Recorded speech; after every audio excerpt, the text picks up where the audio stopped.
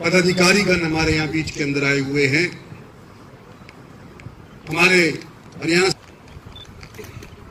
Party के और एक नई चीज हमने सुनी कि विस्तारक जो होते हैं वो अपना घर छोड़ करके आ जाते हैं 6-6 महीने एक भापते हैं कि लोगों की नब्ज किस तरह से है। हम समझा करते थे कि एक जमाने के अंदर जो विशाल हरियाणा पार्टी का वर्कर था गलत था, फिर हमें मालूम चला कि सीपीआई का भी एक वर्कर होता है, फिर हमें मालूम चला कि बीजेपी का भी एक वर्कर है, और एमपी बनाने के बाद उसको ऐसी ताक में बिठा देते हो कि लोगों का वो काम ही नहीं करवा सकता। उसके पास कोई आता है कि मेरी नौकरी लगवा दो, वो नहीं बात। मेरे यहाँ पर खड्डा खुदरा है, उसके अंदर हटवा दो, वो नहीं बात। स्कूल बनवा दो, सड़क बनवा दो, अफसर ट्रांसफर करवा दो। हमारे अफसर आकर के जब मिलते हैं तो हमारे को गांठते ही नहीं। तो एमपी की ये दुर्दशा हो जो रोजाना जब से राजनीति के अंदर आया है, जब से लोगों की सेवा करने के लिए जुड़ा हुआ हो, और फिर उसको ऐसे ताक के अंदर बिठा दिया गए, तो भाई क्या वो एमपी बनना चाहेगा? और एक जमाना था जब मैं हरियाणा के अंदर मंत्री था और एमपी हुआ करते थे, और हम होते थे कैबिनेट के मंत्री और वो होते थे केवल एमपी।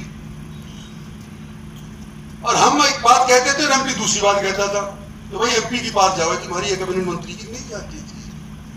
ये एमपी की हैसियत हुआ करती थी कुछ साल पहले, और आज एमपी की कुछ हैसियत है तो बता दो। पिछले 5 साल के अंदर कुछ रखी है एमपी की हैसियत हरियाणा सरकार ने तो बता दो। तो जब एमपी की हैसियत ही नहीं तो मुझे कहेगा कि मैं एमपी नहीं लड़ना चाहता, मैं तो एमएलए बनूंगा, मैं तो मंत्री बनूंगा।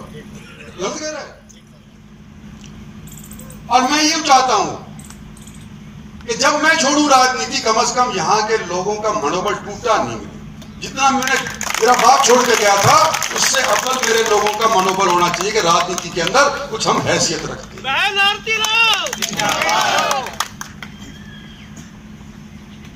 इसलिए आज आप लोगों को यहां बुलाया। मैं सब जगह नहीं जा पाऊंगा, हमारे साथी सब जगह नहीं जा पाएंगे, मेरी बेटी भी नहीं जा पाएगी, डॉक्टर साहब भी कोई नहीं जा पाएगा। 21 लाख वोट हरियाणा के अंदर सबसे बड़ी कॉन्स्टिट्यूएंसी हमारी है, और हम 21 लाख वोट की कॉन्स्टिट्यूएंसी होने के बाद किसी से कम रह जाएं तो मैं समझता हूं कि हमारी सारी जितनी मशक्कत थी, मेहनत थी, पार्टी की थी, पार्टी के वर्कर्स की थी, हमारी थी, हमारे साथियों की थी, हमारे बुजुर्गों की थी, या जो हमारे बच्चे पोतों की थी, वो सारी की सारी मिलमा बेट हो जाएगी। कोई और बाहर का जीत जाएगा हमारे से अव्वल वोटों से, हालांकि उसके हल्के के अंदर छोटी वोट होती है, कम वोट होती है। इसलिए आज आपको मैंने आमंत्रित किया है। आज से मैंने चुनाव प्रचार शुरू किया है। आप लोगों के सहयोग के प्राप्त करने के बाद मैं आगे टहलूंगा। बोलो, आज के बाद के सब का सब यहाँ पे जो बैठा है अपने आप को अपना नाम नहीं इंद्रजीत सिंह समझ करके वोट करेगा तो भाई मैं यहाँ से संतोष होकर के जाऊंगा। बोलो, ठीक बात है? धन्यवाद। मांग उठाने वाला अगर होगा तो ही मिलता। माँ भी बच्चे को तो रोता है तो ही दूध देती है, नहीं देती है। और सब नू कह इंद्रजीत बागी वजनाल से भी लड़ लिया, हुड्डा से भी लड़ लिया, खट्टर से नू कह लड़ रहा है। जो मैं बताऊं तुमने, अगर जब मैं मांग नहीं करूंगा तो तुम्हारी वोट का हकदार हूं क्या? मैं मांग तो करनी पड़ेगी। तो मैं मांग तो करूंगा क्योंकि लोगों ने मुझ में विश्वास जताया है। इसमें किसी को बुरा नहीं मानना चाहिए, ना बीजेपी वालों को मानना चाहिए, ना खट्टर साहब को मानना चाहिए, ना किसी और को मानना चाहिए। भाई मेरे को लोगों ने चयन किया, आपने टिकट भी लोगों ने बना दिया। अब उनकी बात मैं नहीं कहूंगा तो और कौन लिखे?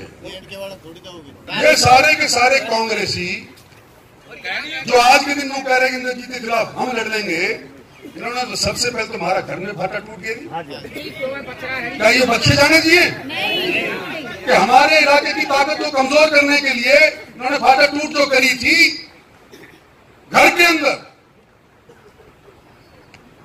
डाइट भी कहती है कि एक घर छोड़ करके काम करियो। जो तुम्हारे घर में आकर बैठ के कर रही है। और इनको किसने दिया शेयर? जो आज के दिन मेरे खिलाफ टिकट मांगने लग रहे कांग्रेस पार्टी, उन्होंने शेयर